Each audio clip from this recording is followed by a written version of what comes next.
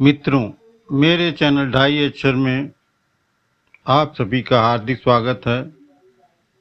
मित्रों, आज के वीडियो में पिछले वीडियो की भांति कबीर ग्रंथावली के असाधु साधु को अंग की कुछ साखी मैं लेकर के आया हूँ। साखी बहुत महत्वपूर्ण होने वाली है।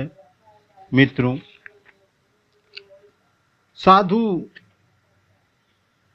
को अंग, साधु और असाधु कहने का तात्पर्य है कि एक भेषधारी साधु बना लेते हैं, बाल रखा लेते हैं, गेरुआ वस्त्र धारण कर लेते हैं, कंठी माला धारण कर लेते हैं, वह तो साधु बन जाते हैं, लेकिन वह साधु होते नहीं। उनके अंदर साधु के गुण वह नहीं होते जो सद्गुरु परमात्मा कबीर साहब कहना चाहते हैं, हम जनमानस को समझाना चाहते हैं, बताना चाहते हैं। आइए देर न करते हुए इस अध्याय की पहली साखी इस प्रकार है।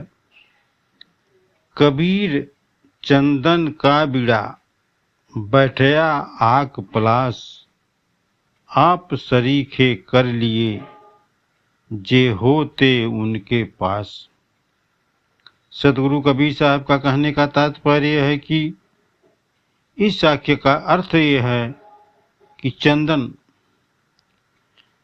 का वृक्ष, चंदन का पेड़ जो है, आक और पलाश के वृक्ष को अपने ओर आकर्षित कर लेता है, अपने ओर खींच लेता है।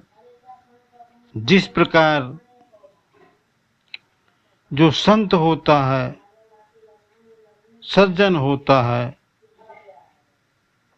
उसके निकट अगर कोई भी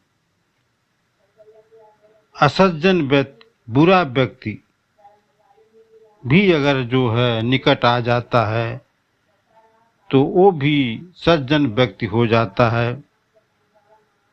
यहाँ जो है इस साखी में चंदन का मतलब,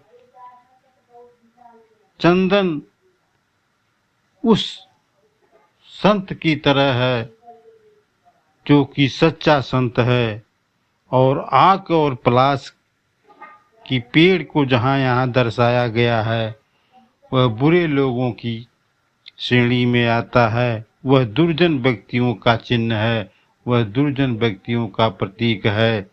इस तरह इस साखी को समझने से यही निकलता है कि चंदन जो संत चंदन की तरह है, उसके करीब बुरे भी लोग अगर उसके संगत में आ जाएं तो धीरे धीरे करके वो भी एक सच्चे संत बन जाते हैं, सच्चे व्यक्ति बन जाते हैं, सच्चे सज्जन मानव बन जाते हैं। मित्रों, इस वीडियो की अगली साखी जो है इस प्रकार है। कबीर खाई कोट की पानी पिए न कोई, आई मिले सब गंग में तब सब गंगोदिक होई। मित्रों, परमात्मा सदगुरु कबीर साहब कहते हैं कि दुर्ग के चारों तरफ परकोटा, परकोटा का मतलब यह है कि दुर्ग, किला, बड़े बड़े महल पुराने जमाने में होते थे। उस महल के चारों तरफ राजा जो है गड्ढा खुदवा दिया करते थे, और गड्ढा खुदवाने के बाद उसमें पानी भरा रहता था ताकि दुश्मन जो है उस महल में, उस दुर्ग में आक्रमण करने के लिए पानी को पार करना उनके लिए अनिवार्य हो जाता था, और वह पानी को पार नहीं कर पाते थे।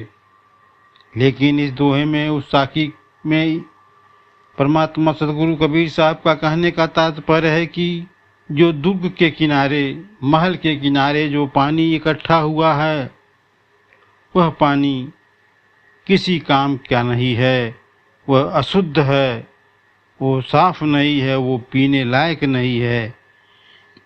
लेकिन वही पानी, वही जल जब गंगा में जाके मिल जाता है, गंगा नदी में जाता है, तो वह गंगा जल हो जाता है और वह पवित्र जल होता है, पवित्र जल हो जाता है। कहने का तात्पर्य सीधा है कि संगत से गुण होत है, संगत से गुण जात। कहने का तात्पर्य है कि गुण से संगति से करने से, अच्छे लोगों के साथ रहने से अच्छा सीख मिलती है, अच्छे जो है ज्ञान मिलते हैं और अच्छी व्यक्तित्व का निर्माण हो जाता है जब अच्छे की संगति होती है।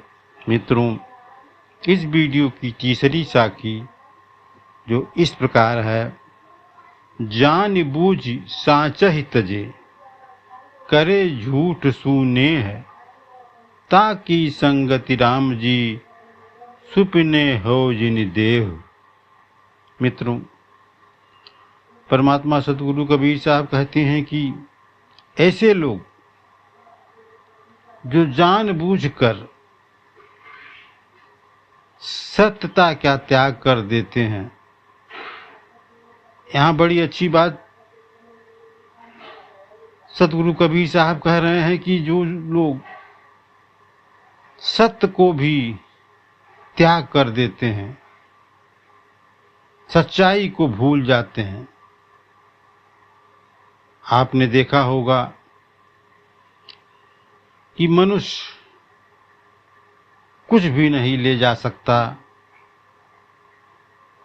कुछ भी यहाँ नहीं उसका है, ये अटूट सत्य है।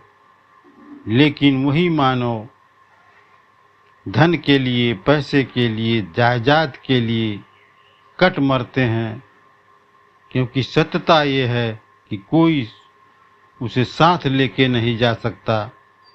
सतगुरु कबीर साहब का कहने का तात्पर्य है कि जो लोग जानबूझकर सत्य बात को नहीं मानते, उसे त्याग कर देते हैं तथा झूठे से प्रेम में जुड़ जाते हैं, झूठा प्रेम करने लगते हैं। हे राम, सतगुरु कबीर साहब कहते हैं कि हे राम, उनकी संगति तुम कभी स्वप्न में भी न करने देना, उससे मुझे बहुत दूर रखना। यहाँ कहने का तात्पर्य है कि सत्य के पक्ष का समर्थन और असत्य का विरोध करना बहुत ही अनिवार्य है। आज वही बात की चर्चा हमारे तत्वदर्शी संत रामपाल जी महाराज, जो इस समाज में इस मानव को समझाने का प्रयास कर रहे हैं कि सत्य की तरफ आइए, सत्य को पहचानिए, असत्य के तरफ मत भागिए, जो असत्य है उसका विरोध कीजिए। लेकिन यह जनमानस उसे मानने को तैयार नहीं है, वह सत्य को नहीं मानना चाहता, वह झूठ में ही लिप्त है। मित्रों, चलते चलते मैं एक बात कहना चाहता हूँ कि यह वीडियो मैं पैसे के लिए नहीं बनाता हूँ। यह वीडियो परमात्मा सद्गुरु कबीर साहब की प्रेरणा से ही मैं जनमानस को समझाना चाहता हूँ, बताना चाहता हूँ, और भक्ति और आध्यात्मिक ज्ञान की ओर आकर्षित करना ही मेरा उद्देश्य है। मित्रों, आप लोगों का प्यार भरपूर मिल रहा है, आप लोगों का स्नेह काफ़ी मिल रहा है, इससे मैं बहुत ही खुश हूँ। इसके लिए दिल से आपको धन्यवाद। मित्रों, अगर ये वीडियो अच्छा लगा तो मेरे चैनल ढाई अक्षर को सब्सक्राइब करिए, लाइक करिए, शेयर करिए। मिलते हैं एक ऐसी ही नई वीडियो के साथ। वीडियो देखने के लिए दिल से धन्यवाद।